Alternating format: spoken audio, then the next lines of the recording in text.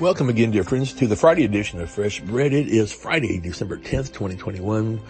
This is Reverend Phil Anderson here, pastor of Oakland United Methodist Church and Kansas Avenue United Methodist Church here in the capital city of Topeka, Kansas. And, hey, 2 weeks from today's Christmas Eve. Can you believe it? Wow.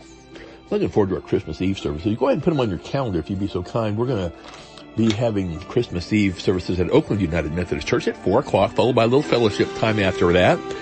And over at Kansas Avenue, we'll have it at 6 o'clock. Again, a little fellowship time afterwards, a little refreshments. Hopefully some of the visitors will stick around. We can visit with them and get to know them a little bit, whether they're out-of-towners or just came in for that day or whether they're folks from the neighborhood.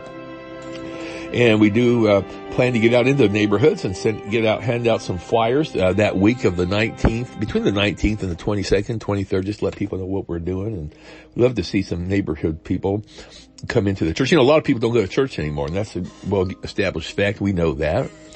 And we'd like to invite them back into church. And sometimes we have to go meet them where they're at. Obviously, they don't always want to come into a church, but other times I think they would come if someone just invited them. So, looking forward to Christmas Eve. Oh, by the way, next Friday night, don't miss this.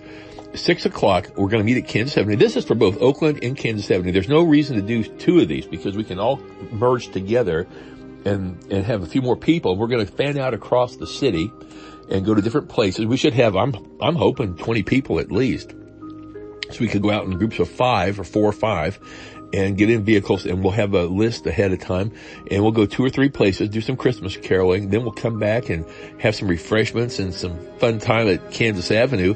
Maybe we'll go down Noto and just up and down the block singing. Who knows what we'll do? It's going to be a great evening, though. And so don't forget, a week from tonight, that's the 17th of December at 6 o'clock, God willing, we will be planning to meet at Kansas Avenue at the Fellowship Hall right at 6. We're not going to be delayed very much because we need to get going at around 6 so we can get back by 7:30 or 8. It takes a while to do Christmas caroling. We're going to try to go to a few nursing facilities and just have a really great time. And, you know, it's been this shutdown time of COVID, but things are opening up a bit, and we'll just have to be kind of careful how we do certain things. But I know folks are so grateful when we come in and see them, especially those that just don't have any family to come in. So, you know, Jesus said, when you did it to the least of these, you did it unto me. And this is one little way we can really show our love for Christ to others, is by getting out and going out to visit them in their locations, whether they're shut-ins or whether they're living in a group environment. It's just a wonderful time to show the love of Christ. It's a great vehicle and opportunity, Christmas is, to do this. We got to take advantage of these opportunities. Well, you know, we've been in Luke 1 this week, and really just some great revelations, I think, coming to us. We were talking about how the angel Gabriel visited Zacharias when he was burning incense at the altar, performing his priestly duties.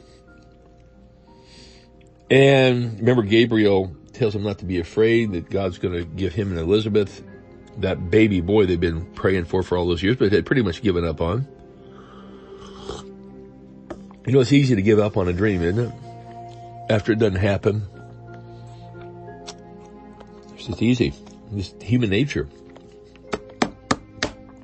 And I think that might have been what happened to Zacharias. He was like, what?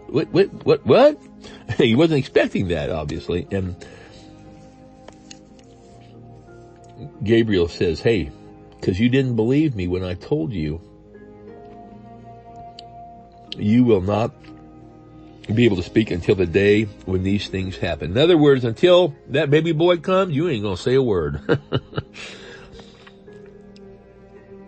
Zacharias goes outside of the temple, and all the people were wondering, what's happened to Zacharias? Why is he taking so long?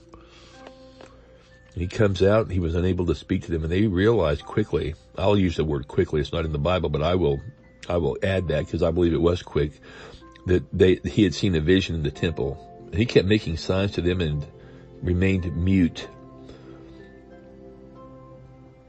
And then when his days of priestly service were ended, he went back home. After all these days, Elizabeth, his wife, became pregnant. She kept herself in seclusion for 5 months, saying, this is the way the Lord has dealt with me in the days when he looked with favor upon me to take away my disgrace among men.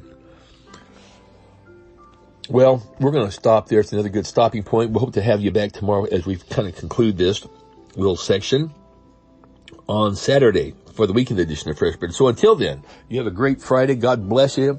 And we hope to be able to visit with you again tomorrow for more Fresh Bread. Until then, this is Reverend Phil Anderson here saying, God bless you. Have a great day. And we hope to be back in touch with you tomorrow for more Fresh Bread on KAUMC.Church.